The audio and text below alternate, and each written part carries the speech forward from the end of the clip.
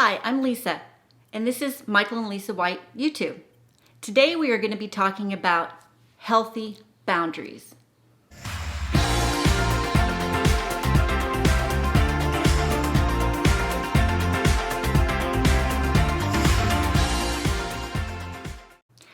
Boundaries are a guideline for what is acceptable to you and how you want to be treated.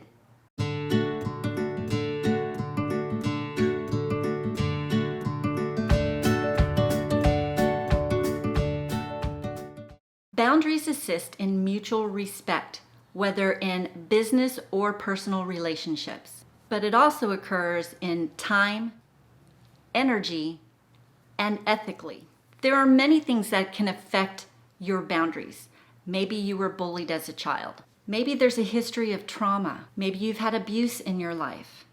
It can be emotional, relational, physical, or psychological.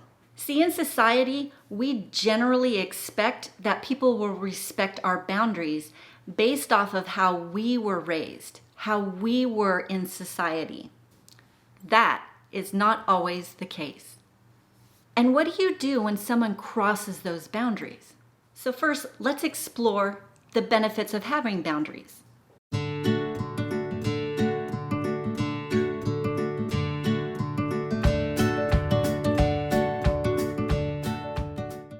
Boundaries will help you maintain your energy and to prevent you from having resentments. See, I have a friend who drains my energy. They're very down and negative. They don't think they need to change and they don't want to change. So the healthy boundary for me is that I can love them for where they're at, but I have to limit my time with them. This protects me from falling down into that negativity. Number 2 is that boundaries can be modified.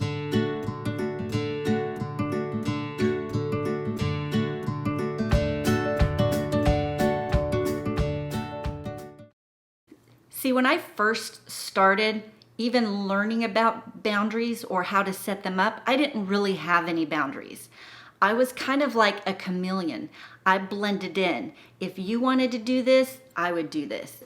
If you expected this of me, I tried to fulfill that. That wasn't very healthy for me. So when I started to establish boundaries, I did a complete 360. So I no longer was giving, but I had become so rigid. I isolated myself, became very alone because I didn't want to get hurt. But over time and with a lot of practice, my boundaries became more and more healthy. I had to learn who I was, what I wanted out of life, what I wanted out of relationships, what kind of job I wanted to do, what were the expectations of that job, and how was I able to commit to them. It also dealt with time frames. Some were very short and some were really long term. Number 3 is that they build self-esteem.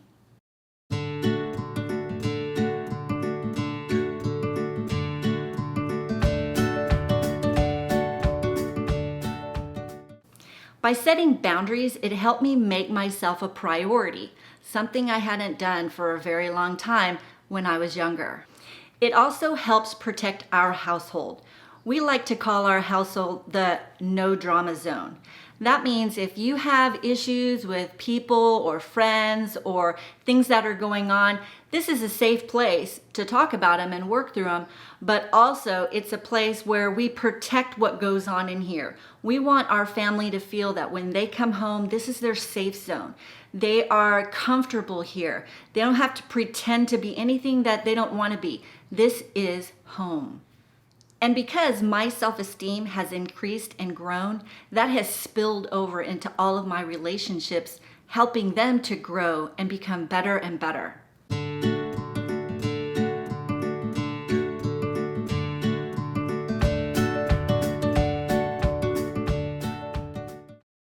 So let's talk about how to set some healthy boundaries. The first thing that you need to do is you kind of need to take a personal inventory and find out where you need to set boundaries. Is it just a particular area? Are there several areas? Is it in your whole entire life? Sit down and write the areas that you want to start with to set those boundaries. Number 2, you need to learn to say no. And also that you don't have to explain why you're saying no. Let's say a coworker asks you to take a shift on their behalf. Maybe you wanted to sleep in that day. Maybe you had plans. It's okay to say no and not have to give them an explanation as to why. Or maybe you want to take time off from work. Oftentimes you can just put in your request to submit that day off. They don't necessarily need to know why you need to have that day off. It could just be for a personal day. Maybe you have to go to the doctor. Whatever the reason is, you can submit that time off without having to give them that reason. Number 3, remember to keep the focus on yourself. So you don't want to write this down saying you, hey husband, you, or hey child, you, or hey work, you. You want to keep the focus on yourself. So start using some I statements when you're thinking about how to set your boundaries. Here's a good way to look at that. I feel however you feel when this is going on because what I need is this. That's going to help you set some healthy boundaries, but it's going to keep the focus on you, what you need, why you feel this way, what is the consequence if this doesn't occur. And finally, you need to make your home, your workspace, your personal space a safe place. This can be either physical or emotional. Maybe you're setting a boundary up for some alone time. Maybe you help protect yourself by having passwords to your computer or your phone, or maybe you get a safe. And in some cases, you might even have to get a restraining order against someone. If that's what is needed for you to feel safe, then that's what you need to do. Now, how do you recognize boundaries in other people?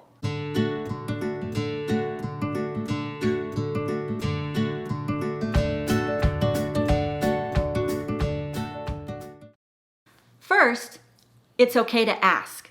If you know someone who's struggling in a certain area, it's okay to ask if they have certain boundaries set up to help protect themselves. Here's an example. We had a home burglary several years ago and we were hurt really, really bad in it. And because of that, we have PTSD and some issues with sleeping, and we have an alarm in our home, and we set the alarm at a certain time every night. So our son is expected to be home before we go to bed. That is a boundary that we have had to set up so we don't wake up in the middle of the night when the chime goes off for the alarm and that PTSD and panic sets in.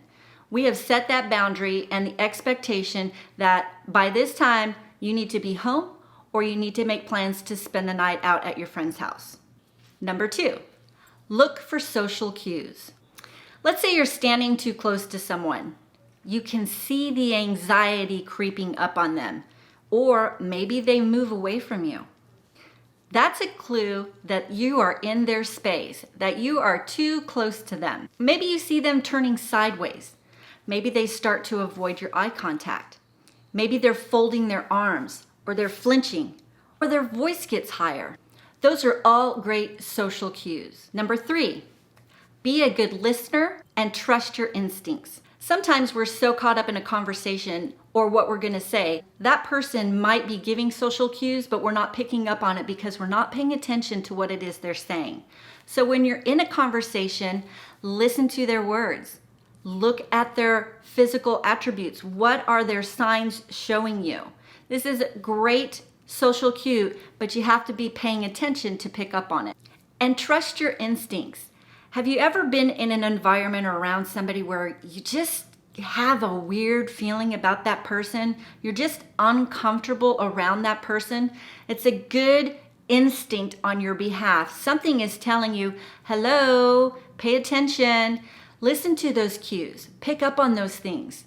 I remember when we had that burglary in our house, like a week before that, I had this overwhelming feeling like, hey, we need to put a fire-safe door on our back door. At the time, the person that we had bought the house from had converted the garage into a mother-in-law suite. There was only a bedroom door leading from the garage into our home. And It was on our list to do to have that corrected and to put a fire safe door with a deadbolt on it. We just hadn't gotten around to it. And I had that still small voice telling me we needed to do that and make it a priority. 2 weeks after that, we had the burglary in our home, and that was the access point for the person to enter our home. So now when I hear that still small voice, I tend to listen to it very, very closely. And because of that, I have saved ourselves, prevented things, picked up on things that I normally would have just brushed under the carpet. Please remember to hit the like button, leave a comment below letting us know some of the things that you struggle with setting boundaries or some boundaries that you've set. And subscribe to our channel so we can get the information to you as fast as possible. Until next time.